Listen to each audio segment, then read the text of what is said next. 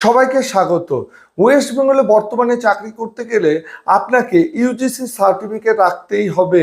আপনি যে কোনো ইউনিভার্সিটি থেকে পড়াশোনা করেন, সেই ইউনিভার্সিটিটি সেই সময় যে কোর্সটা করছেন সেই সময়টুকু ইউজিসি অনুমোদন ছিল কিনা তার প্রমাণপত্র আপনাকে কাছে রাখতে হবে।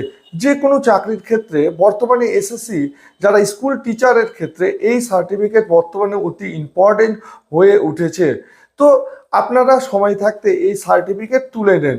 আজকে আমি মহেশি গয়ানাথ রোহতক হরিয়ানায় অবস্থিত সেই ইউনিভার্সিটির সম্পর্কে আলোচনা করব এবং এর মাধ্যমে আপনাদের কিভাবে সার্টিফিকেট তুলতে হবে সেটা আলোচনা করব।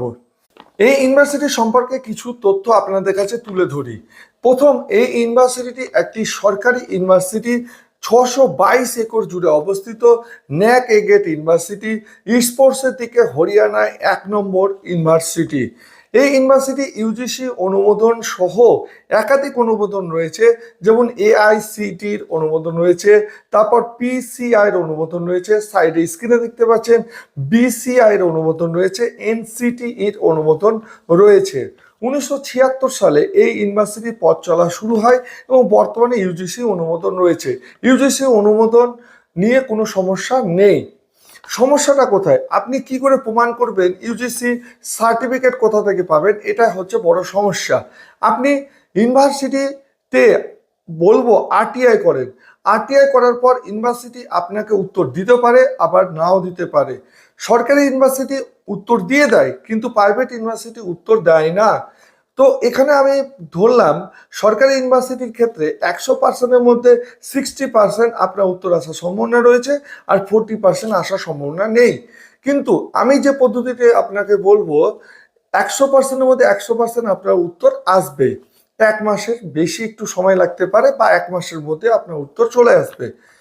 তো বিএড কোর্স এই ইউনিভার্সিটি থেকে ওয়েস্ট বেঙ্গলের অসংখ্য স্টুডেন্ট হরিয়ানা থেকে পাস আউট।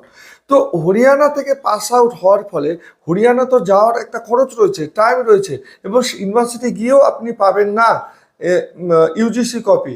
কারণ ইউজিসি অনুমোদন একবার হয় ইউনিভার্সিটি, এবং সেই অনুমোদনটা নিয়ে ইউজিসি সেই অনুমোদন কন্টিনিউ চলতে থাকে। হ্যাঁ, মাঝে মাঝে ইনকোয়ারি হয়ে থাকে ইউনিভার্সিটি কীরকম কাজ পরিচালনা হচ্ছে।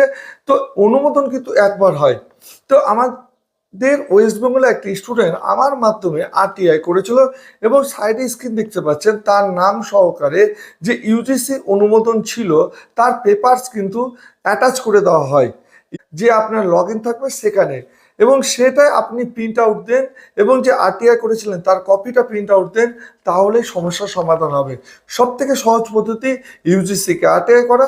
আরটিআই করলে যে কোনো ইউনিভার্সিটির অনুমোদন ছিল কিনা সেটা আপনি জেনে নেবেন। ভালো থাকেন, সুস্থ থাকেন।